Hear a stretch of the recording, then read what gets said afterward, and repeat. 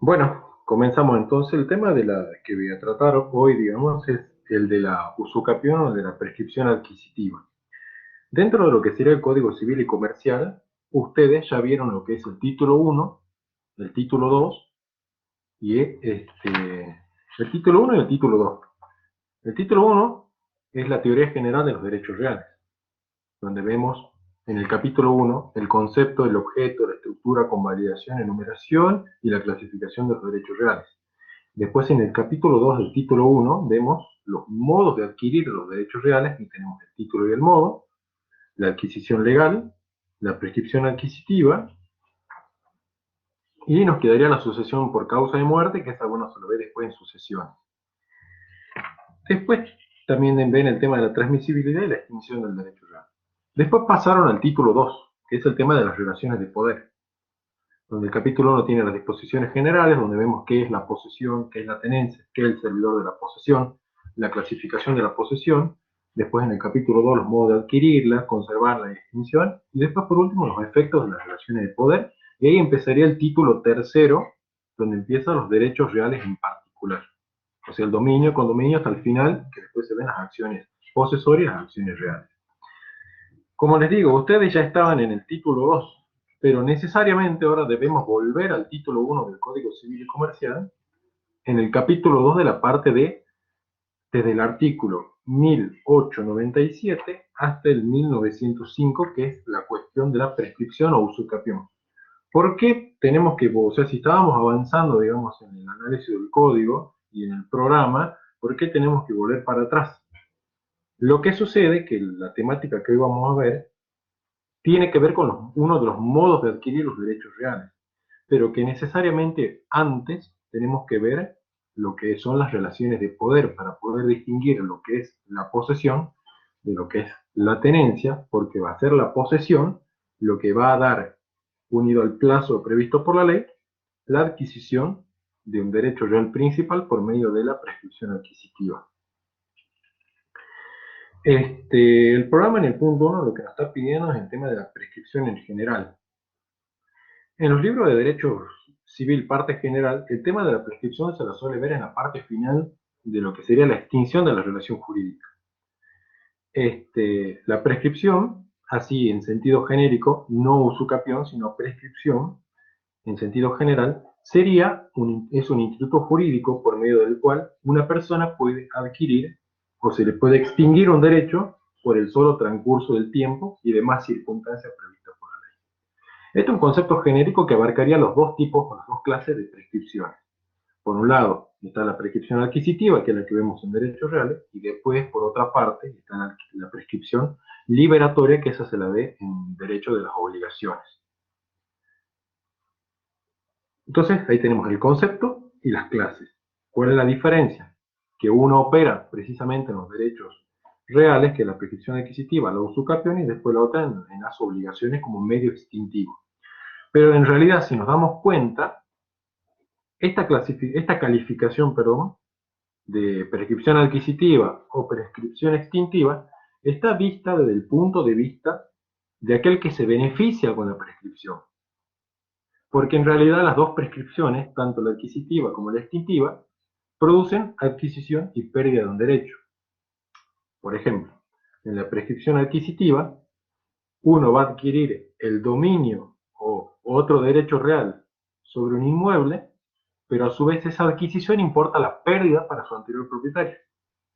Y lo mismo respecto de la prescripción liberatoria.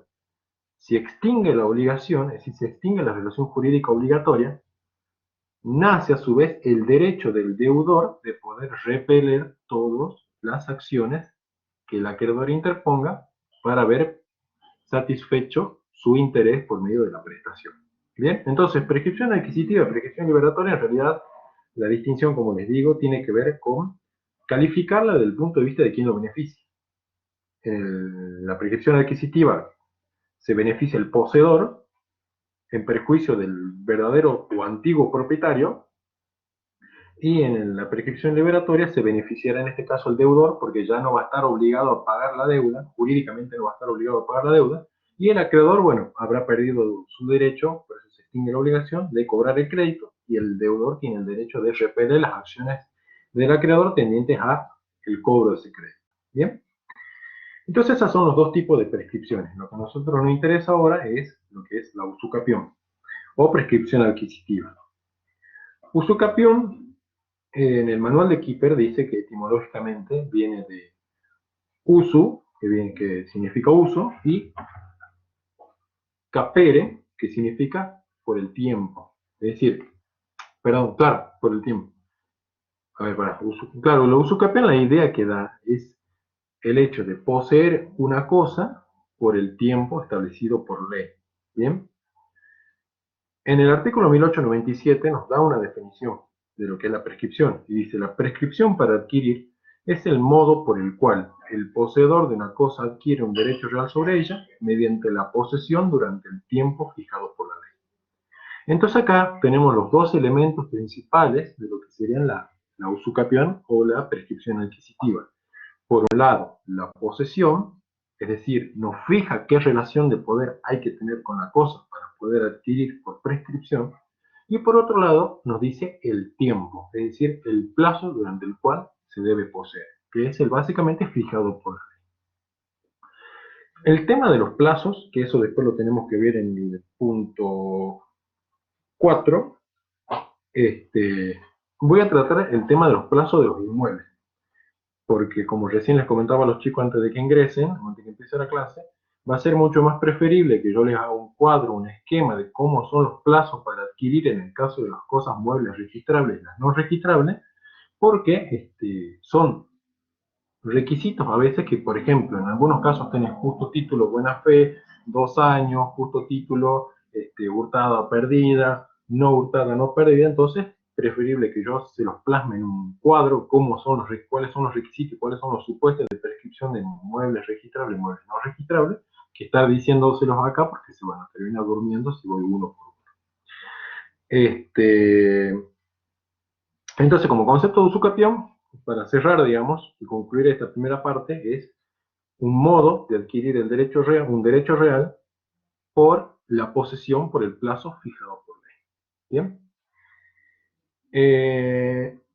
Ahora tenemos que ver cuáles son los derechos que pueden ser usucapibles o que se pueden adquirir por prescripción adquisitiva. Primero que nada nos circunscribimos solamente a los derechos personales, perdón, a los derechos reales. Dentro de los derechos patrimoniales, los derechos reales. Ahora, dentro de los derechos reales también hay que hacer una distinción entre algunos que no se adquieren por prescripción porque no se puede y otros que sí. Por eso es importante también remitirse al artículo, ya les digo, 2565 del Código Civil y Comercial, porque ahí dice, en el capítulo 3, dice prescripción adquisitiva, y dice los derechos reales principales se pueden adquirir por la prescripción en los términos del artículo 1897 y siguientes.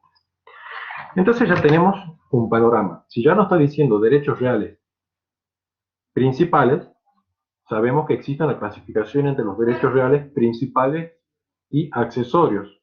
Los principales son el dominio, el condominio, la propiedad horizontal, conjunto inmobiliario, tiempo compartido, cementerio privado, superficie, uso, usufructo y habitación y servidumbre. ¿Bien? En tanto que los derechos reales accesorios son la hipoteca, la prenda y la anticresis. ¿Por qué? Porque su existencia depende de la existencia del crédito al cual accede. Por lo tanto, los derechos reales como prenda, hipoteca y anticresis no pueden adquirirse por usucapión. ¿Bien? Aparte porque después cuando vean el tema de los derechos reales de garantía, uno de los principios que se impone en esta materia es la convencionalidad. Es decir, que el derecho real surge por el acuerdo de las partes. No hay forma que un derecho real de garantía surja que no sea por medio del acuerdo de partes. Es decir, que uno, teniendo un inmueble, por ejemplo, lo hipoteque voluntariamente, o uno teniendo una cosa mueble, la entregue en prenda, o bueno, se haga lo que se llama la prenda con registro, o en el caso también lo mismo de la anticresis. Por lo tanto, en el caso, digamos, de los derechos reales de garantía, solamente pueden adquirirse por título y modo, que es la forma convencional, es decir, del contrato. Después también, si uno de los elementos de la usucapión o de la prescripción adquisitiva es la posesión, entonces los derechos reales que no se ejercen por la posesión tampoco van a poder ser derechos reales que se puedan adquirir por usucapión. A modo de ejemplo, ya la hipoteca excluida, digamos, por ya ser un derecho real accesorio, encima aparte no se ejerce por la posesión. También, bueno, lo mismo respecto de la prenda con registro, que si bien no se ejerce por la posesión, ya es un derecho real accesorio. ¿Bien? Después también, acá cito varios artículos, como el 2565 en el programa, el 1889, 1897, 1891 y 2119. Importante el 2119, ¿por qué? Porque dentro de del capítulo donde se encuentra, o el título donde se encuentra el artículo 2119, está regulado lo que es la superficie, que es un derecho real que se ejerce por la posesión. Pero sorpresivamente el Código Civil y Comercial ha suprimido la posibilidad de que el derecho real de superficie, siendo un derecho real principal y siendo un derecho real que se ejerce por la posesión, se pueda adquirir por la prescripción larga. Sí se puede adquirir por la prescripción breve. Y recordando que el derecho real de superficie es un derecho real inmobiliario, tiene que ver entonces que la prescripción 20-añal no se puede operar sobre la superficie. No obstante, sí la breve, que era de 10 años, para poder, entre comillas, sanear el justo título. ¿Bien? Con respecto a la naturaleza jurídica y el fundamento, voy a decirlo así por encima porque eso lo pueden encontrar tranquilamente en los libros. Naturaleza jurídica, la mayoría de la doctrina se enrola en que la usucapión o prescripción adquisitiva es un modo originario de adquirir los derechos reales. De hecho, es algo que ya había adelantado en la clase pasada de la unidad 3 sobre los modos de adquirir, cuando vimos lo que son las adquisiciones originarias y las adquisiciones derivadas, donde emplazamos, por ejemplo, en la adquisición originaria a la prescripción adquisitiva y a la adquisición legal. En tanto que son derivadas la adquisición por título y modo, es decir, la adquisición derivada por actos entre vivos, y la de por causa de muerte. ¿Cuál es el fundamento de la prescripción? Dicho así en palabras sencillas, como les digo, eso lo pueden encontrar en los libros, no hace falta que yo me detenga en eso. Principalmente el tema del desinterés. ¿Por qué el desinterés? Tanto la prescripción adquisitiva larga como la prescripción liberatoria tienen en cuenta el factor tiempo, y en el caso de la prescripción adquisitiva, lo tiene en cuenta por el desinterés del verdadero propietario de no explotar o de no otorgarle una finalidad, por ejemplo, a un inmueble o a la cosa que otro la está poseyendo, para después, obviamente, investir la situación de hecho del poseedor en una de derecho en perjuicio del anterior propietario que se desinteresó de la cosa. Lo mismo sucede en la prescripción liberatoria.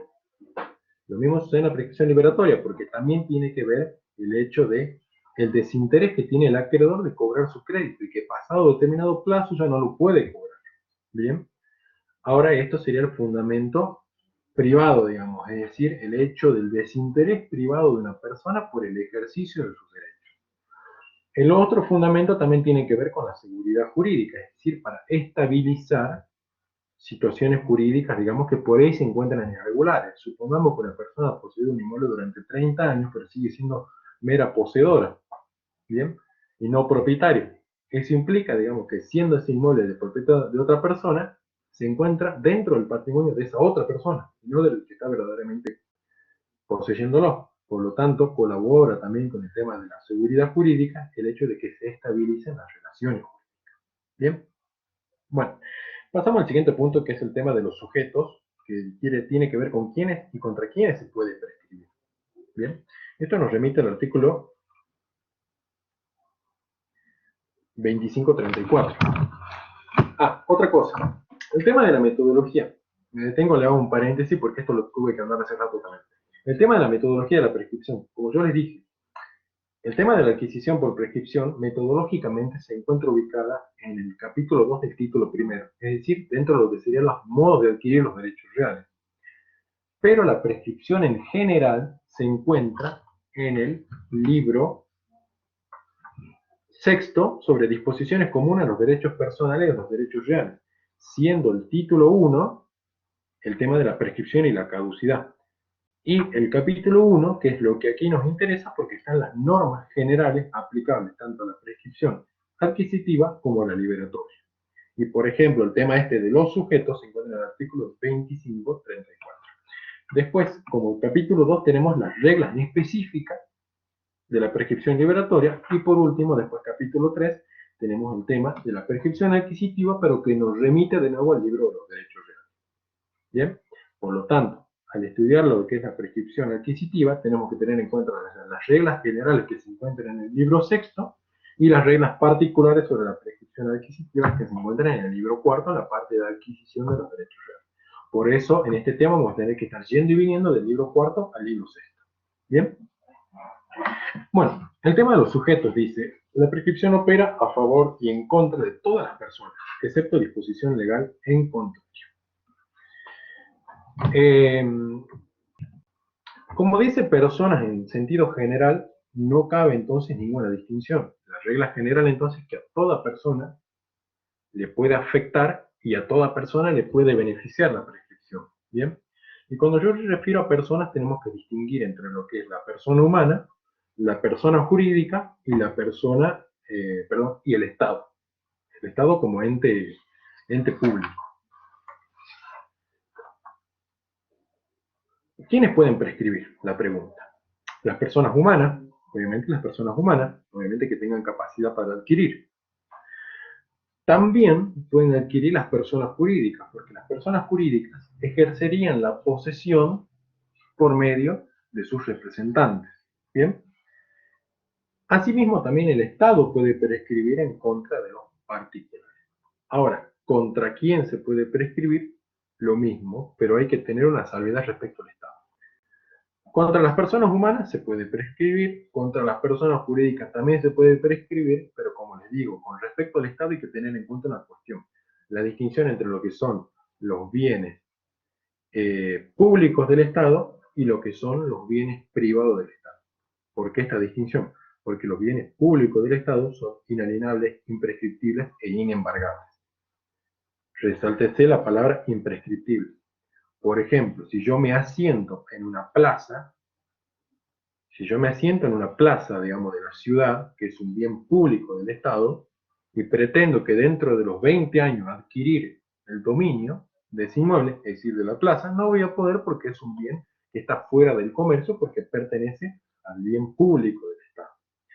Ahora bien, los bienes privados del Estado, eso sí pueden ser embargados y se pueden prescribir. Bien, hay que tener en cuenta que, por ejemplo, acá en Salta existen muchas tierras fiscales, es decir, tierras que pertenecen al Estado. Hay que recordar de la parte general del código que todo inmueble que carece de dueño pertenece al bien privado del Estado. Es decir, todas aquellas tierras que no tienen propietario, en principio pertenecen al Estado. ¿Bien? Al Estado nacional, provincial o municipal, según corresponda. O a veces, por ejemplo, yo por el hecho de decir, bueno, me voy a vivir a otro país, no quiero vender un inmueble, lo abandono, efectúo el abandono, es decir, la extinción de mi derecho real por medio de una escritura pública, porque se trata de un inmueble, ese inmueble va a quedar dentro del bien privado del Estado. ¿Bien? Entonces, en este caso hay que tener en cuenta contra quién se prescribe. Bueno, quiero resaltar en este sentido también que, bueno, que la Argentina es un país bastante extenso territorialmente y no sé por qué, pero no en los fundamentos, pero sí creo que en una de las conversaciones sobre el proyecto del Código Civil y Comercial, se dijo que la prescripción adquisitiva es un instituto que ya está en desuso. En realidad, si uno se pone a ver, pensar, en Buenos Aires, obviamente que va a estar en desuso, porque ya la gran parte del territorio bonaerense, si es de Buenos Aires, o por lo menos de la capital federal, ya se encuentra ocupado. Pero, por ejemplo, Santiago del Estero, Salta, u otras provincias que tienen centros o núcleos, digamos, urbanos, y que la mayor cantidad de territorio de la provincia corresponde o le pertenece al Estado provincial, digamos, el tema este de la usucapión es una cuestión que siempre seguramente en el ejercicio profesional lo van a hacer, o sea, alguna usucapión siempre les va a aparecer para poder tramitar. Otra cosa también que quería resaltar, que este es uno de los pocos temas, digamos, de derechos reales que se ventila en, en la vida, en la vida del abogado, digamos, es decir, en el ejercicio profesional, junto con lo que serían los interdictos, las acciones posesorias y las acciones reales. Como se trata de algo que ustedes pueden buscar fallos, yo lo que recomiendo y lo que yo hice también en su momento como estudiante es buscar fallos o resoluciones ahí en SAIG, busquen, pongan un sucapión ahí, le van a aparecer un montón de fallos, así puedan leer para que se le haga un poco más práctico, digamos, el estudio de esta materia, o por lo menos de esta unidad, porque la verdad que sirve mucho y uno aprende mucho con el tema de los fallos. Por ahí porque pasa que en las cuestiones de la ley por ahí regula cuestiones generales, digamos, que después el juez en el caso particular las tiene que ir descendiendo. Por ejemplo, si después vamos a ver el tema de la posesión, ¿qué se puede calificar como un acto posesorio o qué no, digamos? Entonces eso lo decide el juez mediante la valoración de la prueba y bueno, y todo eso queda plasmado en lo que sería el fallo o la resolución. Así que recomendación en este tema, lean fallos, busquen fallos cortos, digamos, de 3 4 páginas, no se pongan a buscar fallos de 25 o 30 páginas, porque hay fallos cortos. Si puedo, voy a tratar de subirle uno interesante en el cual se rechaza, digamos, lo leí cuando era estudiante, pero recién lo encontré porque lo tenía por ahí a mano, eh, para que tengan en cuenta, por ejemplo, en este caso, por qué no se le hizo lugar a la demanda de usucapión y por qué no se consideran como actos posesorios, digamos. Después tenemos las formas de hacerla valer a la prescripción adquisitiva. Es decir, ya estamos hablando un poco ya de la parte procesal de la usucapión. La forma de hacerla valer es por medio de la acción o por medio de la excepción. Una vez que se cumple el plazo fijado por ley, acuérdense que para adquirir por prescripción adquisitiva necesitamos posesión y plazo. Una vez que transcurrió el plazo, uno puede iniciar la acción por medio de la cual va a adquirir por usucapión. Bien. Esto quiere decir que necesariamente debe confeccionar una demanda, donde va a poner el objeto que vengo por la presente a iniciar juicio de adquisición por prescripción adquisitiva, va a individualizar el bien, objeto, y también va a individualizar a la persona a quien le corresponde. Va a relatar los hechos y va a aportar la prueba. Ahora, como excepción, hace referencia a que la prescripción adquisitiva puede ser invocada como una defensa frente a una acción de otra persona. Lo cual normalmente sucede cuando el verdadero propietario se interesa de nuevo por el objeto en el cual están prescribiendo y inicia la acción reivindicatoria que busca como finalidad que se le reconozca su derecho y en segundo lugar que se le restituya su poder. Bien. En este segundo caso, la excepción de prescripción adquisitiva se debe interponer dentro del plazo para contestar la demanda. Que creo que eso ya me adelanté, porque acá viene el tema de oportunidad procesal para oponerla, sí, el 2553, que refiere a esta cuestión de cuándo voy a responder, digamos, en el caso de que se la oponga como excepción. Dice, la prescripción, el 2553, dice, la prescripción debe oponerse dentro del plazo para contestar la demanda en los procesos de conocimiento y para oponer excepciones en los procesos de ejecución. ¿Bien?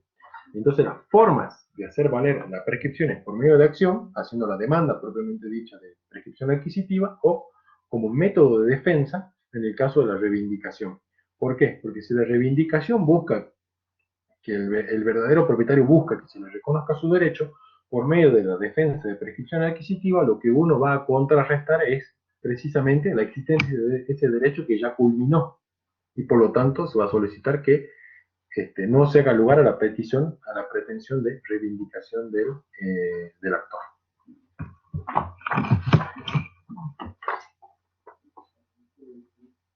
Después tenemos el caso de la renuncia. El caso de la renuncia dice básicamente que la prescripción adquisitiva no puede renunciarse. Es decir, yo no puedo empezar a poseer y renunciar, digamos, mientras estoy poseyendo.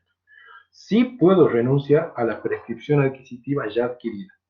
¿Por qué es esto? Porque las reglas de la prescripción adquisitiva son de carácter imperativo y no puede estar, y tiene que ver también el orden público, y no puede estar pendiente o depender de lo que las partes puedan acordar al respecto. ¿Bien? Aunque bueno, digamos que después cuando veamos el tema de la suspensión y la interrupción, vamos a ver que cuando uno reconoce el derecho en el verdadero dueño, en realidad ahí ya se termina de interrumpir el plazo y ya básicamente implicaría también una renuncia. ¿Bien? Después tenemos la cuestión de la sentencia en el artículo 1905, que dice que la sentencia es de carácter declarativo. ¿Qué quiere decir esto?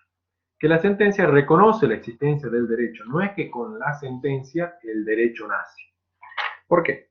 Porque la prescripción adquisitiva opera ipso iure, como se dice en latín, así de pleno derecho, es decir, yo he poseído durante el plazo estipulado por ley, se termina consolidando el derecho. Bien, por más que yo no haya iniciado el proceso judicial, por más que yo no lo haya inscrito y por más que yo todavía no aparezca, por ejemplo, en el caso de los inmuebles, los muebles registrables, en el registro, siempre y cuando de los muebles registrables sea declarativo. Eh, ¿Por qué en esta cuestión? ¿Por qué se pone de resalto que la sentencia de prescripción adquisitiva es declarativa? Precisamente porque, como les digo, el derecho no nace con la sentencia, pero es necesario el proceso judicial, principalmente porque de oficio el juez no puede declarar como cumplida la prescripción adquisitiva o como extinguido, por ejemplo, un crédito porque ha pasado el plazo de los 5 o los 2 años. Es decir, entonces, que una persona que posee durante el plazo fijado por ley adquiere directamente el derecho real. Lo que va a necesitar después, sí, pero no es necesario, como les digo, es que inicie el proceso judicial para que el juez, valorando la prueba que aporte, le reconozca ese derecho ya adquirido anteriormente, que no nace con la sentencia. Bien, una vez que uno gana el juicio de prescripción adquisitiva, se procederá luego a inscribir al nuevo propietario, detallando ahí, bueno, qué expediente se trata y dónde tramitó. Sí, exactamente, es declarativa la sentencia, como les digo. Si yo he poseído yo empiezo a poseer el 5 de mayo del 2001. Empiezo a poseer ininterrumpidamente, pacíficamente, etcétera, y llego hasta hoy, 5 de mayo del 2021, hoy adquirí el derecho real. Bien, hoy lo adquirí. Después iniciaré el proceso para que, por medio de la acción, aportando la prueba y todos los requisitos necesarios para que el juez diga, sí señor, usted adquirió por prescripción adquisitiva, toda la prueba la valoré, y usted sí adquirió por prescripción adquisitiva porque se probaron los extremos necesarios. Como también puedo no hacerlo, pero yo ya adquirí el derecho. Pero no va, claro, lo que pasa es que si no se accionó, yo ya adquirí el derecho. Yo ya adquirí el derecho por más que yo no haya accionado. Bien, porque el derecho se adquiere con el solo cumplimiento del plazo y todos los requisitos de ley. Ahora, yo necesito de la sentencia judicial después para que se me reconozca y pueda después inscribirse en el registro. ¿Se acuerdan que uno de los modos de dar publicidad a los derechos reales era por medio de la posesión y otra por medio del registro? En este caso de la usucapión, si ya he poseído durante 20 años, ya le fui dando publicidad a una situación de hecho, digamos, que todavía no está vestida de derecho, porque recién necesito, a los 20 años voy a poder adquirir. Lo que hace la sentencia de prescripción adquisitiva es vestir de derecho una situación que se viene dando como derecho. ¿Bien? Eh, Ahora, puedo no accionar, puedo no iniciar el juicio, puedo no iniciar el juicio. Seguiré poseyendo mientras nadie me moleste. Ahora, si viene el verdadero propietario, digamos, a molestarme, si viene después de que yo cumplí el plazo, si viene el dueño a molestarme, por ejemplo, me intima o me inicia el juicio de prescripción, o yo por la intimación inicio el juicio, o él me inicia un juicio de reivindicación porque quiere reivindicar el inmueble, por ejemplo, en ese caso entonces yo opondré lo que se llama la excepción de prescripción adquisitiva, es decir, ya como defensa y no como acción. ¿Bien? Bueno, también el problema de no iniciar la acción es que después puedo, por ejemplo, en el caso puedo fallecer, porque obviamente uno nunca, no vive toda la vida, y en ese caso, por el tema de la unión de posesiones, que después vamos a ver, ese proceso de prescripción adquisitiva lo pueden iniciar los herederos. Bien, bueno, este es el tema entonces de la usucapión en sentido genérico. La usucapión, la adquisición por prescripción adquisitiva. Ahora vamos a los requisitos comunes, que son la posesión y el tiempo. O sea, en toda prescripción, sí o sí, necesario posesión y tiempo. Aparece en la definición y por lo tanto tenemos que tenerlo en cuenta. Después vamos a ver que, por ejemplo, en el caso de los inmuebles, en la larga, lo único que necesito es posesión y tiempo. No necesito título, ni necesito buena fe. Es más, puedo tener mala fe y prescribir a los 20 años. Pero sí en la prescripción breve, la de los 10 años de los inmuebles, necesito posesión, tiempo, que son los requisitos comunes, y además justo título y buena fe. Pero bueno, veamos el tema de los requisitos comunes, que es el punto 3, que es posesión y tiempo. Después, abajo en el punto 4, tenemos prescripción adquisitiva larga y breve, que como les dije, voy a abordar solamente la de los inmuebles porque es sencillo, los plazos son 10 años y después 20 años. El tema de los muebles registrables y los muebles no registrables, yo le voy a hacer un cuadro porque son varios plazos, varios requisitos. Como les dije, puede haber muebles registrables hurtados o perdidos, muebles registrables no hurtados no perdidos, muebles no registrables, no hurtados, no perdidos, y aparte, muebles no registrables, hurtados y perdidos, cada uno tiene su plazo. Y además existe una prescripción muy larga, aparte, en los muebles registrables, que es la de 20 años también, por más que no se cree, por más que parezca hasta ridículo, digamos, el hecho de tener que poseer un automóvil durante 20 años, cuando el automóvil, la utilidad que puede tener, supongamos, debe ser de 10 años, digamos, 10, 15 años como mucho. ¿Para qué yo voy a querer adquirir un automotor dentro de 20 años? Pero existe la posibilidad. Por eso yo le voy a armar un cuadro de los plazos y acá solamente me voy a abocar a centrarme en lo que es la prescripción adquisitiva de inmuebles, que es el caso más típico, digamos, siendo sincero, el caso más típico. Bueno, el tema de los requisitos comunes. Punto 3 del programa. Requisitos comunes, posesión y tiempo. Bien. Cuando ustedes vieron el tema de las relaciones de poder, vimos que pues ya vieron con la doctora o el doctor que les dio la clase, que las relaciones de poder es el vínculo fáctico o vínculo de hecho que existe entre una persona y una cosa, independientemente del derecho que tenga esa persona sobre esta cosa. Por lo tanto, es poseedor tanto una persona que compró un celular y lo posee en su poder, como aquel también que se lo roba. Es decir, es poseedor tanto el propietario como el delincuente en este caso. O es poseedor también aquella persona que adquirió un inmueble por medio de escritura pública y tradición, y después lo inscribió para la oponibilidad, que aquel también que se lo usurpó. Es decir, que le quitó, digamos, que lo ocupó el inmueble y lo sacó de ahí. Es decir, el usurpador. Son poseedores. Ahora, la calificación de la posesión y en uno y en otro caso no va a ser la misma. Como ya vieron, existe lo que es la posesión legítima, de la posesión ilegítima, y de la ilegítima tenemos la de mala fe simple y la de mala fe viciosa. ¿Bien? La relación de poderes, como sabemos, son dos las reguladas por el código, y una tercera, dos y media, digamos, porque sería la tercera el servidor de la posesión. Tenemos la posesión y la tenencia. Para eso debemos recordar las definiciones de cada uno.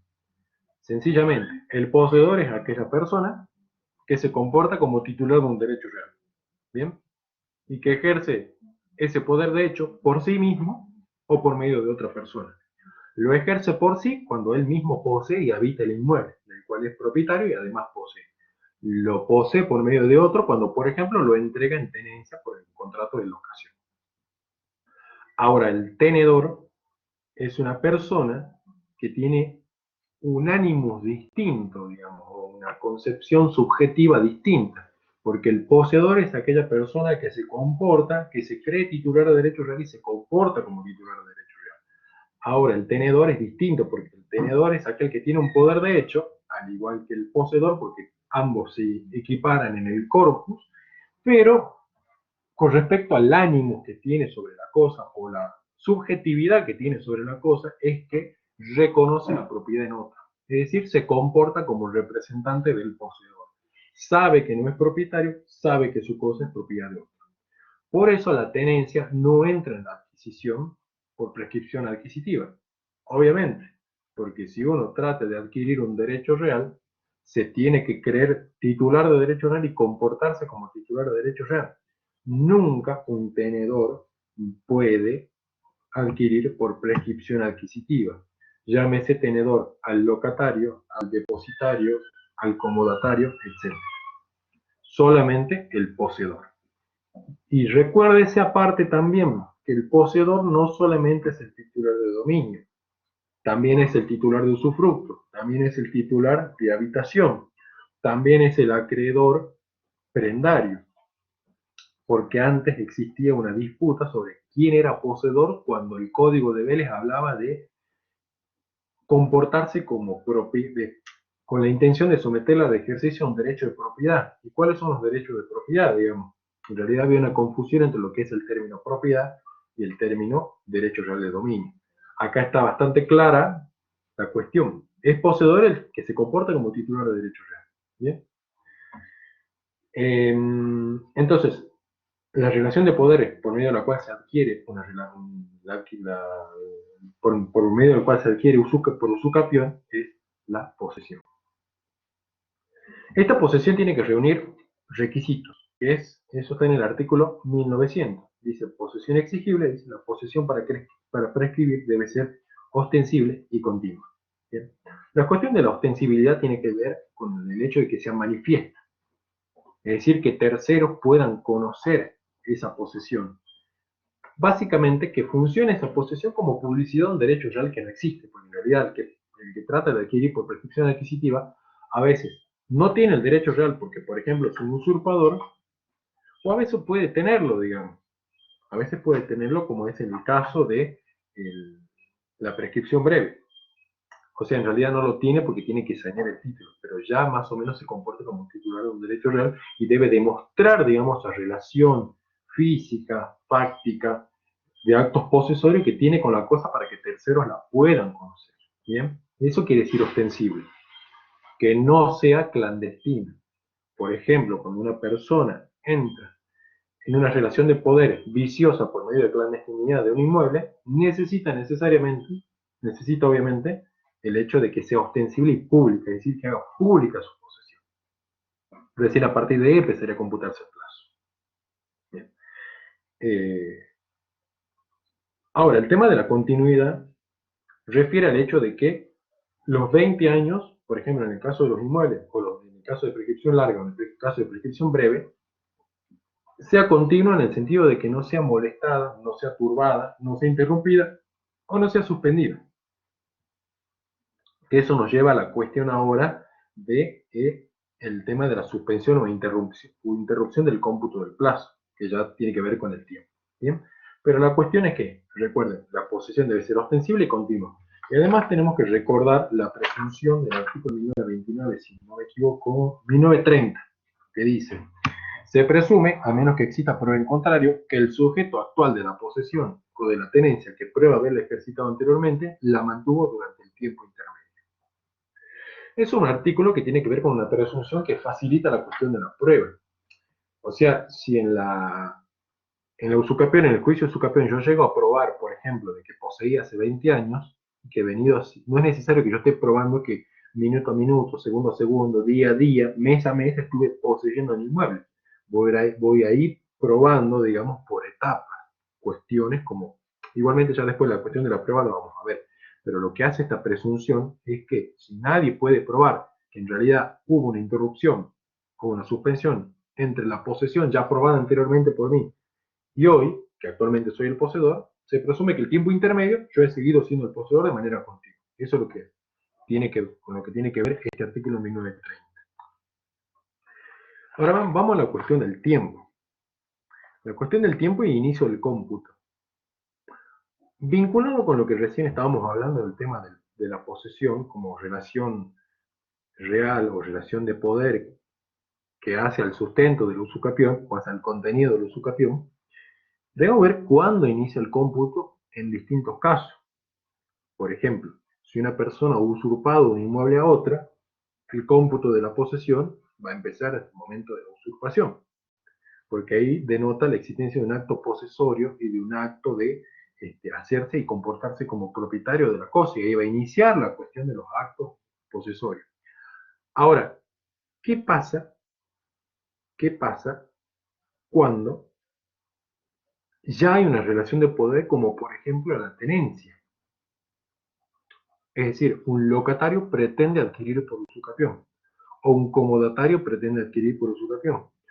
O cuando, por ejemplo, habiendo un condominio, soy poseedor, excluyo de la posesión al otro poseedor y trato de adquirir el inmueble por medio del dominio. Es decir, trato de adquirir ya el dominio, no siendo condominio, trato de adquirir el dominio. O cuando, siendo usufructuario o titular de otro derecho real de uso y goce, como el usufructuario y titular de derecho real de habitación, el superficiario, trato de intervertir el título y adquirir el dominio. Es decir, salirme de la relación que tengo con la cosa, con el derecho real que es de menor jerarquía que el del dominio, y trato de alcanzar el dominio. ¿Qué pasa en estos casos? ¿Qué es lo que necesito? Que él siempre se olvidan de esta cuestión y en los juicios suele perderse por el hecho de no probar fehacientemente lo que se llama la interversión del título, que es lo que ya vieron, que está estipulada en el artículo 1915. ¿Qué era esto de la interversión del título? Dice, nadie puede cambiar la especie de su relación de poder por su mera voluntad o por el solo transcurso del tiempo. ¿Qué quiere decir esto? Por ejemplo, yo soy condomino con otra persona. Supongamos que esta persona viaja a Buenos Aires y se instala en Buenos Aires. ¿Bien? Se instala en Buenos Aires, yo me quedo acá poseyendo el inmueble, él también lo posee, nada más que como sabemos no es necesaria la relación directa y el contacto constante con las cosas, él lo posee de allá. Y yo de mi mente digo, bueno, ya que se fue mi hermano, voy a empezar a poseer por mí. Y espero que dentro de 20 años y espero que al cabo de 20 años yo adquirir el dominio. Cuando se inicie ese juicio de usucapión, va a estar perdido de entrada, porque ¿qué es lo que le va a faltar? La interversión del título. Es decir, poner de manifiesto o hacerle saber a la otra persona que es también propietaria o que es la verdadera propietaria, como en el caso de que sería la interversión del título por el tenedor contra el verdadero propietario, tengo que hacerle conocer esto, los actos materiales por medio de los cuales yo le privo de la posesión y empiezo a poseer por mí mismo. En el caso del tenedor, por ejemplo, cambiar la cerradura, hacer un cerramiento adelante, empezar a hacer modificaciones en la casa, etc. Eso configuraría una interversión del título donde el tenedor deja de ser tenedor y pasa a ser poseedor, y ahí empezaría el cómputo del plazo. Por eso se necesita la posesión. De hecho, hay algunas preguntas. Es más, yo me preguntaba, digamos, cuando era estudiante, si una persona que es tenedora, digamos, he vivido en alquiler en un inmueble por 30 años, ¿puedo adquirir por usucapión? Y obviamente no, porque me falta la relación de poder necesaria, que es la posesión precisamente. Por más que yo esté 40, 50, 60 años en un mismo inmueble alquilando. Si yo quiero adquirir por usucapión, como les dije, es necesaria la intervención del título. Lo mismo sucede en el caso del condominio. Lo mismo sucede con los herederos. Por ejemplo, una persona que falleció que tiene 3 inmuebles, supongamos. 3 inmuebles, tiene 5 hijos. 4 de los 5 hijos, supongamos, hagamos de cuenta que es un solo inmueble. Son 5 hijos, un solo inmueble, que es el caso típico. 5 inmuebles, un solo hijo. De los 5 hijos, 4 hicieron su vida y estructuraron bien su vida de manera tal de poder tener poder adquisitivo y adquirir por sí mismos los inmuebles. De manera que uno solo es el que no pudo comprar, digamos, o adquirir propiedad inmobiliaria. Por lo tanto, se queda en la casa de los padres fallecidos. Lo que suele presentarse es que este heredero suele tratar después de fallecidos los padres de adquirir por prescripción adquisitiva. Pero nuevamente se interpone esto, el tema de la interversión del título, es decir, de realizar actos materiales privatorios del derecho que los otros herederos tienen en este caso sobre el inmueble, y de esa manera erigirse como poseedor. Puede ser que ya sea poseedor por la posesión hereditaria o la investidura de la calidad de heredero, por ejemplo. Lo mismo que en el condominio. Si somos 5 hermanos, pongamos que somos propietarios, como comprar una casa, 4 se fueron, digamos, y yo trato de adquirir por usucapión, también tengo que intervertir el título, es decir, demostrarles a ellos, privarlos de la posesión y yo erigirme como nuevo poseedor. Pero se trata de actos materiales privatorios a los otros poseedores. Bien, yo soy poseedor de un derecho real como el condominio, pero trato de convertirme en poseedor para adquirir el dominio como poseedor único, excluyendo los otros condóminos. Lo mismo en el caso de la herencia. ¿Se entiende? Entonces, la importancia del inicio del cómputo es del primer acto posesorio que se lleve adelante. Y en el caso de que yo quiera adquirir, yo sea tenedor, por ejemplo, y me convierta en poseedor, necesariamente necesito la interversión del título y la prueba. Después, del tema de la prueba de la prescripción adquisitiva larga lo vamos a ver enseguida. Después, aparte, el tema de la... ¿Qué estaba? El tema de la... me olvidé. El tema de la... del inicio del cómputo. Ahora, si yo soy poseedor junto con otras personas, o soy poseedor del derecho real o soy titular del derecho real de habitación o de usufructo, y trato de intervertir el título y empezar a poseer como titular de dominio, recién después de los 20 años voy a adquirir el dominio. ¿Bien? Entonces es importante acá en el inicio del cómputo lo que se llama la interversión del título, sea que lo haga el tenedor al poseedor o un poseedor a otro poseedor, siendo que este poseedor puede ser de la misma calidad que este, en el caso del condominio, que son dos poseedores iguales, en la misma jerarquía, o sean de distintas, como por ejemplo sería el titular de dominio y el titular de usufructo, o el titular de habitación o de uso. ¿Bien? Entonces es importante el tema este del inicio del cómputo. Ahora, unión de posesiones, que está en el artículo 1901. Los plazos para prescribir son largos y obviamente nadie tiene la vida comprada o no necesariamente puedo quedarme en el inmueble toda la vida o los 20 años o los 10 años para prescribirlo, sino que puedo enajenar o hacer una cesión de derechos posesorios a otra persona. ¿Bien? Y con esto tiene que ver la unión de posesiones. Es decir, la unión de posesiones cobra importancia dentro de lo que sería la adquisición por prescripción adquisitiva. ¿Cómo funciona? Por ejemplo, les pongo un ejemplo y ya lo va a quedar. Mi padre, por ejemplo, posee un inmueble, es un usurpador del inmueble, lo ha poseído durante 15 años. Al año 16 fallece. Faltaban 4 años para adquirir por prescripción adquisitiva ese inmueble. ¿Qué es lo que va a pasar? Yo como hijo y heredero de él tengo que empezar de cero el cómputo, es decir, vuelvo de nuevo a tener que poseer los 20 años, o puedo anexar a mí los 20 años que ya, los 16 años que ya mi papá poseyó, de manera tal que yo dentro de 4 años lo adquiera por prescripción adquisitiva larga. La respuesta es la segunda, es decir, yo puedo anexar como heredero o sucesor universal la posesión que tuvo mi padre a mi posesión. Suele pasar, pero para eso yo necesito obviamente iniciar el juicio sucesorio, que me declaren como heredero y recién en el juicio de usucapión ir y decir, mira, mi papá poseyó 16 años, yo soy el heredero, solicito la aplicación del Instituto de la Unión de Posesiones. ¿Bien? Cosa que yo complete los 4 años que le faltaban a él de los 16. ¿Qué es lo que nos dice el artículo 1901 con respecto a la sucesión universal? Dice, el heredero continúa la posesión de su causante. Lo que pasa es que en el sistema argentino tenemos una sucesión de personalidad, digamos. Es decir, los herederos pasan a ocupar la misma posición, no posesión, la misma posición que tenía el fallecido con respecto a sus relaciones jurídicas. De hecho, si nos remontamos al artículo 2280, expresamente lo dice.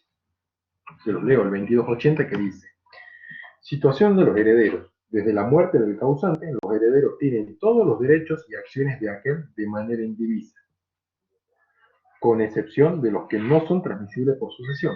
Y aquí lo importante. Y continúan en la posesión de lo que el causante era poseedor. O sea, el heredero siempre continúa la posesión de su antecesor, es decir, de la persona fallecida. Ahora, ¿qué pasa en las sucesiones singulares? Es decir, por ejemplo, yo hago un contrato por medio del cual vendo los derechos posesorios que tengo. Exactamente, una identidad jurídica entre, en el caso de la sucesión, perdón, pasa que leí el tema del comentario, hay una identidad jurídica entre el heredero y el sucesor. Ahora, en las sucesiones singulares no suele pasar eso. No suele haber esa identidad jurídica, pero sí una suerte de sucesión en sentido general, digamos. A ver, ¿qué es la sucesión? Es la sustitución de una persona por otra en la relación que ocupaba, de la posición que ocupaba en la relación jurídica. Perdón. Por lo tanto, hay sucesión cuando una persona fallece y los herederos entran, así como también cuando yo vendo una cosa y yo siendo el dueño de la cosa, otra persona pasa a ocupar el mismo lugar que yo ocupaba de dueño. ¿Bien? O sea, en este caso el comprador. Es una sucesión.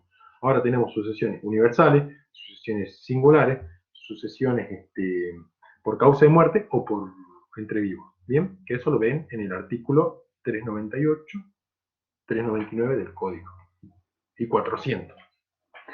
Con respecto a los sucesores singulares, ¿qué es lo que dice? El ejemplo, por ejemplo, yo soy poseedor de un inmueble 10 años, por ejemplo, 12 años, y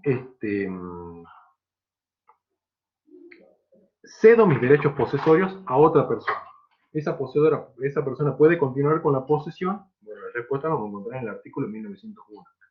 Otro ejemplo, prescripción breve. Yo he poseído el inmueble durante 6 años, me faltan 4 años, pero yo a su vez vendo el inmueble a otra persona. Lo mismo, volvamos al 1901, que es lo que nos dice.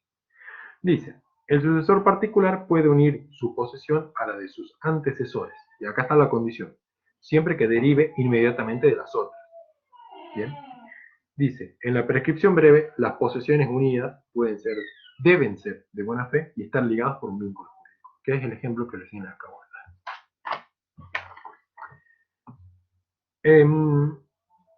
Después tenemos los casos de suspensión e interrupción, y eso nos tenemos que ir a la parte general de la prescripción, es decir, al libro sexto. Suspensión e interrupción es una distinción que ya la venimos viendo de parte general. Yo no la voy a definir técnicamente, prefiero darles un ejemplo. O definirla así por encima, cosa que les quede claro. En la suspensión, lo que ocurría es que transcurría un plazo, aparecía el acto suspensivo, duraba lo que tenía que durar, y cuando se reanudaba el cómputo, tenía en cuenta el plazo ya anteriormente pasado. Por ejemplo, pasa el día 1, día 2, día 3, día 4, acto suspensivo, pasan 5 días, después de esos 5 días vuelve a reanudarse el cómputo, pero teniendo en cuenta el plazo ya anteriormente pasado. Bien, pues hay que empezar a computarse el día 6. Ahora, en la interrupción no sucede lo mismo. En la interrupción, el acto interruptivo hace que cuando se reanuda el cómputo empiece desde cero. Bien, entonces tenemos que saber distinguir cuando tenemos un plazo suspensivo, cuando un acto suspensivo, cuando un acto interruptorio y cuánto dura cada uno. Principalmente en el caso del suspensivo, porque después cuando termine va a reanudarse el cómputo y continuar teniendo en cuenta ya el plazo que ha ocurrido antes. Bien, se suspenden los plazos, en este caso de prescripción, cuando hay una interpelación fehaciente. Se suspende. Por ejemplo, yo estoy poseyendo durante 12 años, ya 12 años, me llega una carta documento del verdadero propietario donde me intima a hacer abandono del inmueble, abandono voluntario del inmueble y que se lo deje a su disposición. La llave y todo lo demás y le permite el ingreso. ¿Bien? Eso sería una causal de suspensión. Ahora, ¿cuánto dura?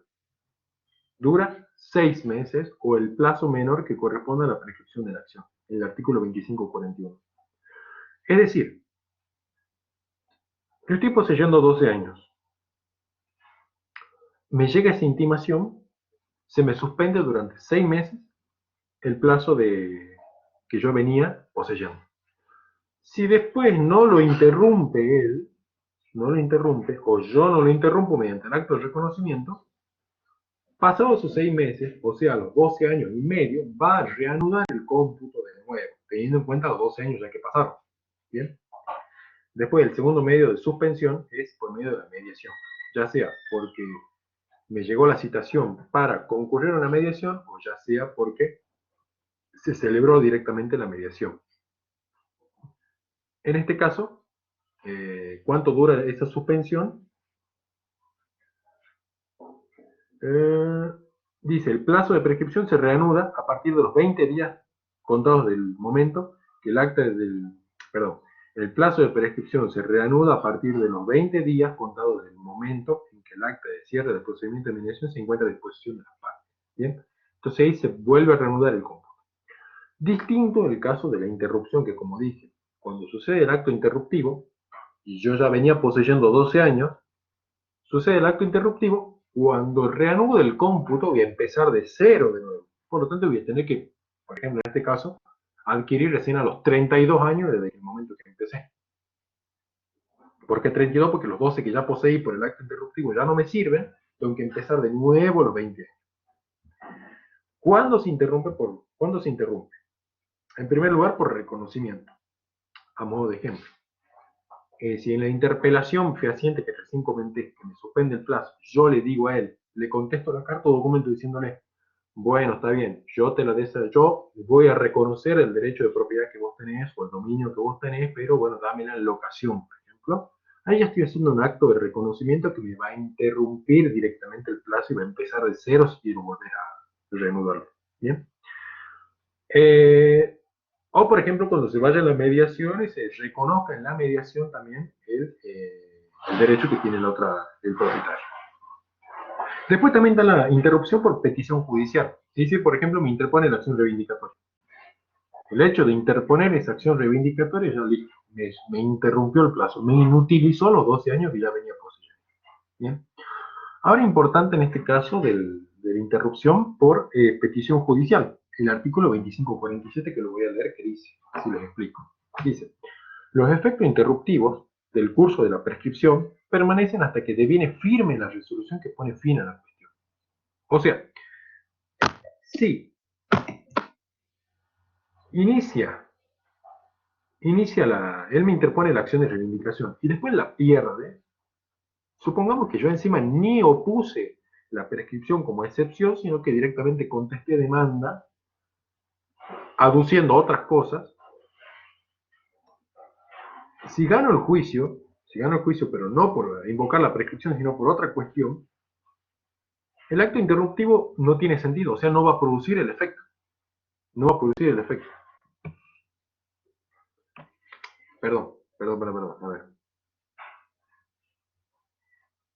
Sí, tal cual, tal cual. Ahora, segundo párrafo dice, la interrupción del curso de la prescripción se tiene por no sucedida si se desiste del proceso o caduca la instancia. Bien, o sea, desistimiento del proceso y caducidad de instancia son, como ya vimos en derecho procesal civil, son los medios anormales de determinación del proceso. En el caso de la sentencia, como sabemos, el medio normal, que es el caso que hace rato les dije. Caso de desistimiento del proceso o caducidad de instancia son medios anormales por los cuales el proceso culmina. El desistimiento, recordemos que puede ser del derecho o también puede ser del proceso. Como acá no hace la especificación, yo supongo que puede ser tanto desistimiento del derecho, o sea que el mismo propietario dice, bueno, listo, desisto del derecho, cae el proceso, o de la instancia, y ahí en este caso, bueno, necesita también la autorización del demandado en este caso.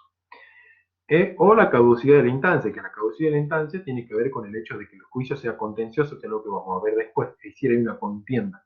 Y la caducidad de instancia sucede cuando el actor, teniendo que impulsar el proceso por determinado plazo, no lo hace y el demandado invoca la caducidad de instancia y se le hace lugar. Después tenemos la interrupción por solicitud de arbitraje. ¿Bien?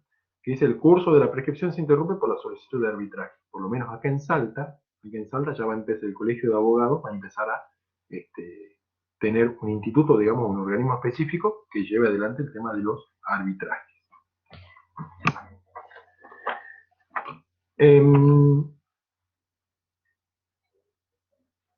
Bien, quedamos ahí entonces. Ahora, todo lo que recién acabamos de decir o de ver es los requisitos comunes de la posesión, de la prescripción adquisitiva. Voy a tratar de terminar la clase a las 8:30, así que quedan 25 minutos, así que sobre lo que viene voy a tratar de ir rápido. Como les dije, no me voy a detener, ahora viene el punto 4, el tema de la prescripción adquisitiva larga, breve, de cosas inmuebles, muebles registrables y muebles no registrables. De los muebles registrables y muebles no registrables, les voy a hacer un cuadro preferible. Sí les voy a hablar del tema del justo título de la buena fe, para el caso de los inmuebles. Después, el punto 5, vamos a ver una cuestión sobre los derechos reales de goce y disfrute. Y por último tenemos el juicio de usucapión. Los requisitos que recién acabamos de ver son comunes a toda la prescripción. Ahora, respecto de la prescripción breve, se nos agrega aparte, en el caso de los inmuebles, el justo título y la buena fe. Prescripción breve creo que está en el artículo 1899, 1896, 1898.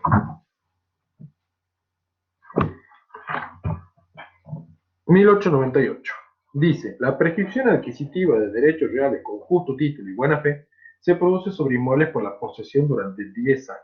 Bueno, después viene, si la cosa es mueble, hurtado o perdida, el plazo de 2 años. Como le dije, el tema de cosas muebles, le voy a mandar un cuadro mejor.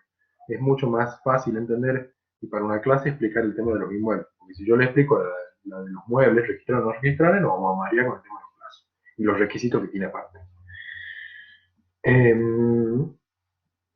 El justo título.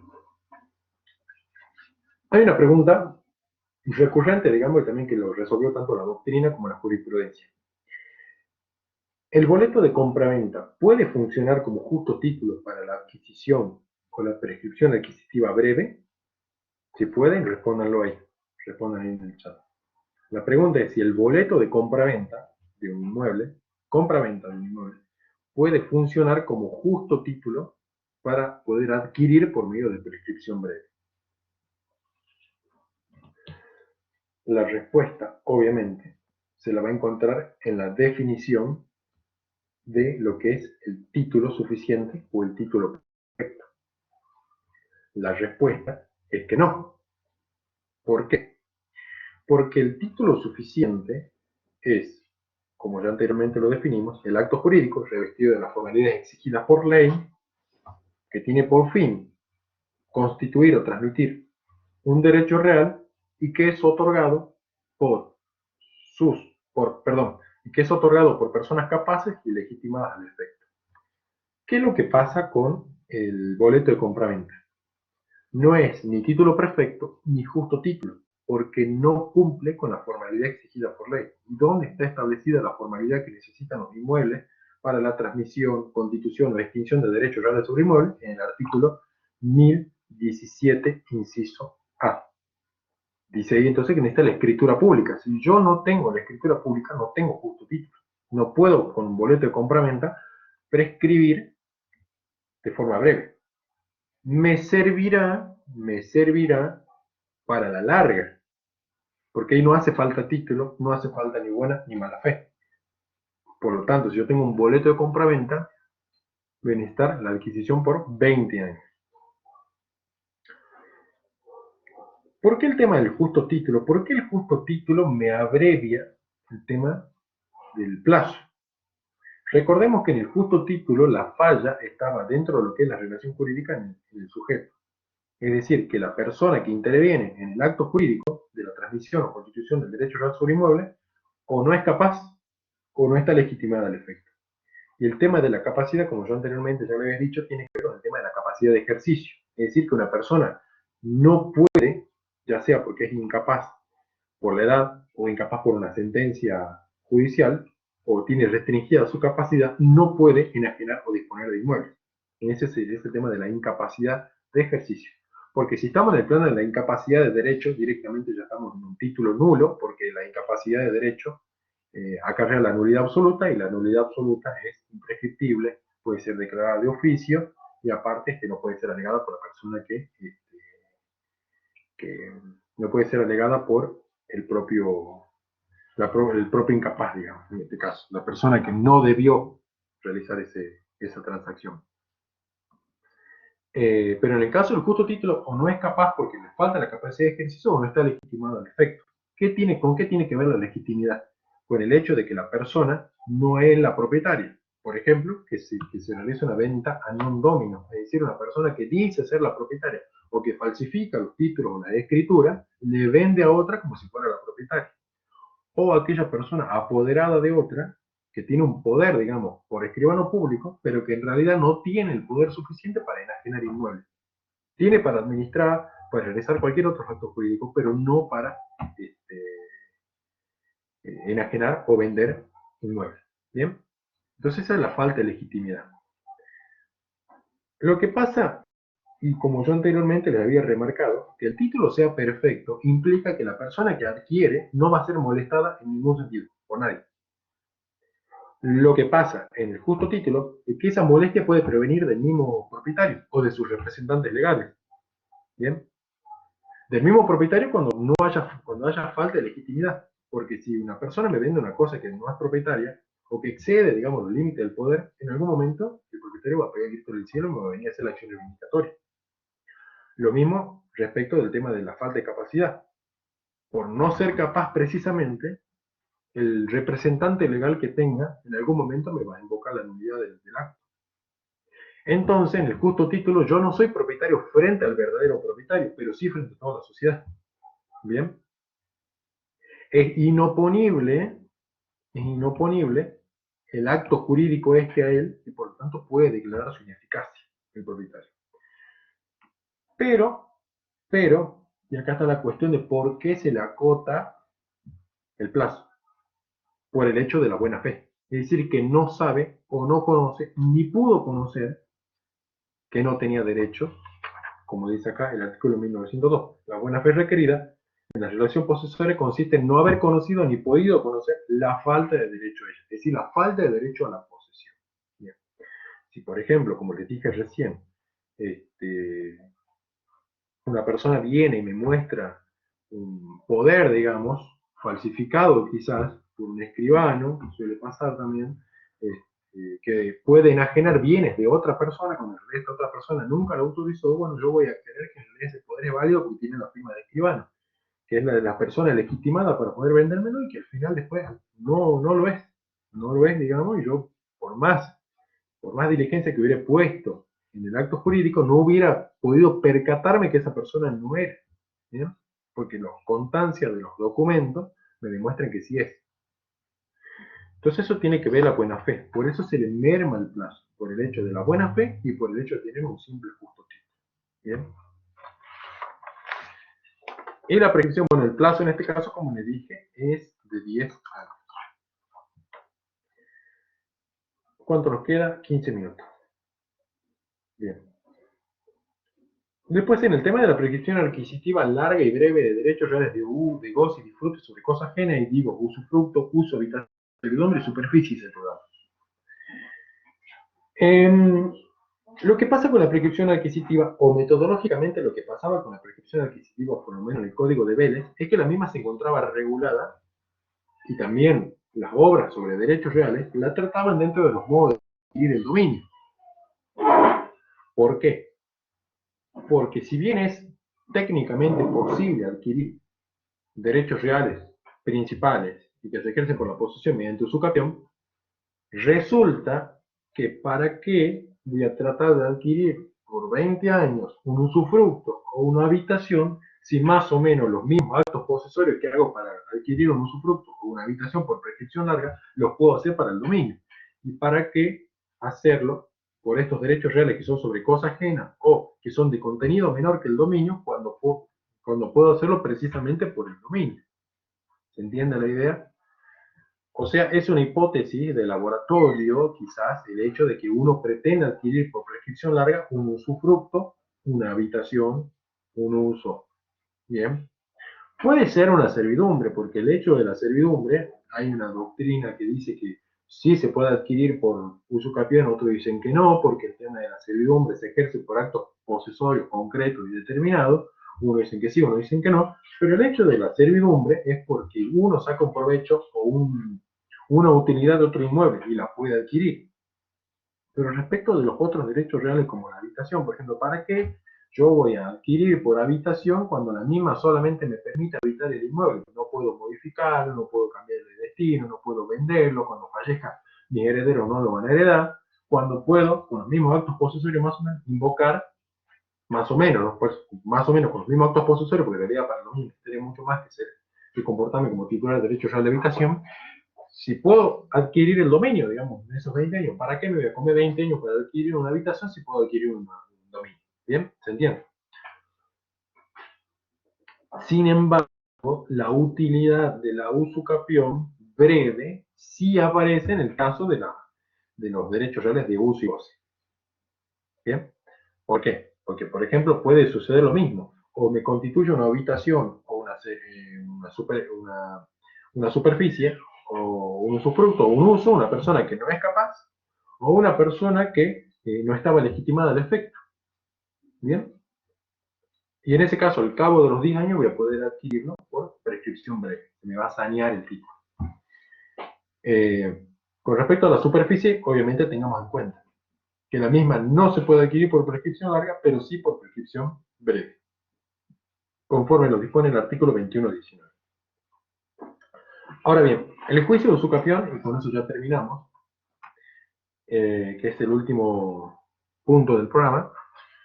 Sí, traté de no hacerla tan larga como la vez pasada, porque la vez pasada di 2 horas de clase pasa que la unidad es muy larga.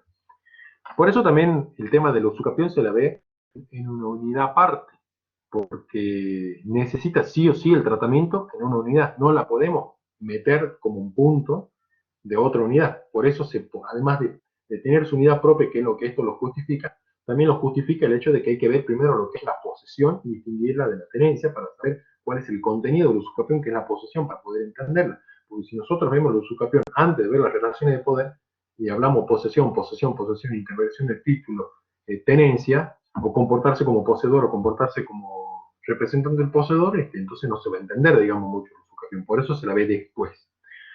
Bueno, con respecto al juicio de usucapión, acá nosotros tenemos una ley vieja, que es la 1459, que no ha tenido modificaciones por parte del Código Civil y Comercial, y ello se debe a que se comenta que la usucapión es un instituto que ya no está muy de moda, digamos, pero como les dije, les resalté hace rato, sí, en Buenos Aires, digamos, no está de moda por el hecho de que la mayor cantidad del territorio bonaerense ya está ocupado por inmuebles. En cambio, acá en Salta, por ejemplo, sí, porque hay varios territorios fiscales. El juicio de usucapión, antes de la ley 14.159, se realizaba por lo que se llama una información sumaria. Es decir, la persona que pretendía usucapiar eh, se presentaba las pruebas, no corría traslado al verdadero propietario, el juez observaba las pruebas y decretaba o dictaba directamente la adquisición por prescripción. No había un proceso contencioso, aparentemente habría un proceso voluntario. Bien, ¿qué diferencia hay entre el proceso contencioso y en el proceso voluntario? De eso volvemos al derecho procesal civil. Que en el proceso voluntario no hay actor y demandado, hay un peticionante que solicita a la autoridad que preste eficacia, integre o acuerde, digamos, eficacia a una situación o relación jurídica. Como puede ser, por ejemplo, la información sumaria con respecto a esto, con respecto a la usucapión. O como puede ser, por ejemplo, el juicio de restricción de capacidad. En cambio, un proceso contencioso es aquel en donde hay un actor y un demandado. Hay una demanda, hay una demanda y una contestación de demanda, hay un conflicto y una traba. Uno dice A y el otro dice B. ¿Bien? De esa manera, la ley 14.159 ha perfilado el juicio de usucapión como un juicio contencioso, donde se presente el poseedor que pretende usucapiar y se presente también el propietario registral del inmueble. Que uno invoque la usucapión y el otro conteste demanda al respecto. ¿Bien? Que haya un conflicto, una litis, donde uno diga, sí, yo he adquirido por prescripción, y el otro diga, no, porque le falta esto, le falta aquello, mira, yo sigo siendo propietario, bla, bla. El juicio de usucapión tiene que iniciarse contra el titular registrado. ¿Bien? Por lo tanto, hay que ver las constancias de los registros del inmueble. Si el inmueble no tiene dueño, como ya sabemos, el Estado, en este caso, provincial, municipal o nacional, tiene que ser el demandado. ¿Bien? Necesariamente se debe presentar en el caso de que se inicie la prescripción por acción el plano de mensura. El plano de mensura es lo que realiza el ingeniero, perdón, el agrimensor, donde identifica, individualiza y además dice quién es el que solicita, digamos, el plano de mensura, que eso tiene que acompañarse con la demanda. ¿Sí? Eso permite identificar el tamaño y la ubicación precisa del inmueble que se pretende usucapiar. Ahora bien, con respecto al tema de las pruebas, que es lo importante acá, cabe decir que si nosotros comparamos, por ejemplo, probar un estado civil y probar la adquisición por prescripción de usucapión, son cosas totalmente opuestas. ¿Por qué? Porque para probar un estado civil, que es decir, yo estoy casado, o por ejemplo, probar el nacimiento o probar la muerte de alguien, lo único que necesito es la constancia del registro civil, de la partida de nacimiento, si quiero probar un nacimiento, de un matrimonio, si quiero probar la existencia de un matrimonio, o de una muerte, de la partida de defunción, si quiero probar una muerte. Solamente basta esa prueba por el hecho de que es un instrumento público. En el juicio de usucapión no sucede eso. Necesitamos una prueba compleja y compuesta, porque el juicio de usucapión, como ya vimos, va a tener por finalidad quitarle la propiedad a una persona, que es el propietario actual, digamos, al iniciar el momento del juicio. En realidad ya no lo sería si es que lo adquirió el otro, porque acuérdense que se adquiere de pleno derecho. Quita la propiedad a alguien para adjudicársela a otra persona, siendo esta otra persona la que dice haberla poseído durante el tiempo establecido por ley y haber reunido los requisitos para adquirirla por medio de un usucapión. Bien. Entonces, la prueba debe ser diversa, debe ser compuesta, debe ser cabal y debe ser, ¿cómo podemos decir? Contundente con respecto a qué? Al plazo y a los actos posesorios. De esta manera, antes de la ley 14.159, el procedimiento sumario básicamente se convocaban testigos para que digan tal cosa que él poseyó durante 20 años, que estuvo ahí hace 25 años, que lo vio construyendo, que él lo mejora, que él se encuentra ahí, que vive ahí, etc. Entonces, con testigos básicamente se otorgaba la propiedad por medio de la información sumaria del juicio de usucapión. Hoy, por ejemplo, la ley limita la cuestión de los testigos, pero no es que excluya la prueba testimonial. Además, como sabemos, si bien se hace juramento de decir verdad, casi nadie dice la verdad dentro de lo que es un juicio, dentro de lo que es el testimonio, salvo que esté muy comprometido el tema de la verdad y esté bastante probada, bien probada. Pero si no, digamos, si es una cuestión que está para un lado o para otro, normalmente uno trata, bueno, en los juicios se ve, digamos, el tema de la mentira por parte de aquella persona que da el testimonio. Pero ¿qué dice la ley esta? Que el juicio de usucapión nunca va a poder valerse únicamente de testimoniales. O sea, si yo presento un juicio de usucapión poniendo solamente testimoniales, ya lo tengo perdido de entrada. Porque no, el juez no solamente debe valerse de testimoniales, sino también de otras pruebas. Otra de las pruebas también es el pago de impuestos, durante todo el plazo, o la mayor cantidad de parte del plazo que se dice haber poseído. ¿Bien? El tema del pago de impuestos es una cuestión particular, porque no implica un acto posesorio por sí mismo, implica más un acto jurídico. Eh, Además, no necesariamente tiene que ser a nombre de quien se tiene que pagar, no necesariamente tiene que ser el usucapiente, digamos. Tampoco no es necesario tener los servicios a nombre del poseedor, tampoco es necesario que el poseedor pague a nombre suyo los impuestos, basta que tenga los recibos de pago, digamos. Ya eso ya lo demostraré que él los paga, por más que no aparezcan a su nombre. Este, con respecto a los actos posesorios que debe llevar adelante y que después deben ser probados en juicio, puede ser el cultivo de la tierra, por ejemplo, en el caso de inmuebles, el hecho de habitarlo, el hecho de la construcción, el hecho de verlo cerrado, etc. Cualquier acto posesorio que ejerza sobre el inmueble, todo eso debe probarse, debe comportarse, como se dice el concepto de 1909, como poseedor, como titular de un derecho real, como si lo fuera, debe comportarse. ¿Bien? También se puede pedir inspecciones oculares, también se pueden pedir pericias, que es importante también el tema de las pericias por el tema de las construcciones, desde cuándo versan las construcciones, si se hicieron mejoras, fotografías, videos,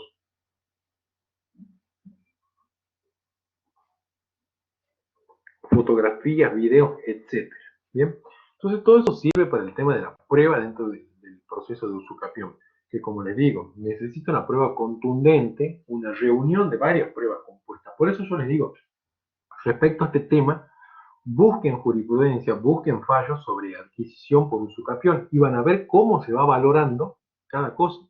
Por ahí, por ejemplo, yo vi en algunos fallos que el hecho de tener el DNI con el domicilio del lugar donde se pretende usucapir no implica por sí mismo tener el corpus, no demuestra el corpus. Puede ser el ánimo, pero no el corpus. El corpus lo demostrará el hecho del acto posesorio de estar construyendo y de estar habitando ahí, o de darlo en locación, por ejemplo, o de prestarlo, siempre y cuando se tengan esas constancias y esos contratos. Bueno, básicamente entonces esto sería una idea general de lo que es el tema de la unidad 7 de prescripción adquisitiva. Cualquier duda, ya saben que pueden consultar ahí en el foro y que vamos a estar atentos con el doctor Ricardo para responder. Después ya les voy a acercar el tema del cuadro respecto de los muebles registrables y muebles no registrables, cosas que les queden más o menos una idea. Mate, digamos, por en los múltiples choice, preguntando si tienen que soltar o perdida, todas esas cosas de los muebles. Lo más importante es que sepan el tema de los inmuebles, que ese sí, la prescripción larga, prescripción breve, requisitos, que es justo título, que es buena fe, por ejemplo. ¿Bien? Así que digamos que básicamente sería para que tengan una idea del cuadro sobre los muebles registrables, los muebles no registrables, porque por el tema de los plazos y los requisitos, que no solamente exige justo título a veces, sino que la cosa no sea hurtada, no sea perdida, o el caso del subadquirente después del subadquirente de 1895. Sí, ya me voy a fijar, pasa que yo también estuve bastante ocupado, así que ya me voy a fijar en el foro y ya lo voy a estar respondiendo. Así que, bueno, básicamente espero que les haya quedado más o menos una idea de lo que es el tema del usucapión. Recuerden que el usucapión, vuelvo a repetir la definición, es un modo de adquirir derechos reales principales que se ejercen por la posesión mediante posesión y el tiempo fijado por ley. Es el concepto general. Después, para la prescripción breve, se exige, además, el justo título y la buena fe. Y en la prescripción larga no necesita ni justo título, ni tampoco se pueden invocar los vicios del título. No hace falta ni título. Además, no hace falta ni buena fe. Teniendo mala fe igualmente se puede prescribir. Así que bueno, espero que les hayan entendido más o menos el tema. Y bueno, el parcial es el 14, así que seguramente espero que les vaya bien. Así que espérenme, acá está.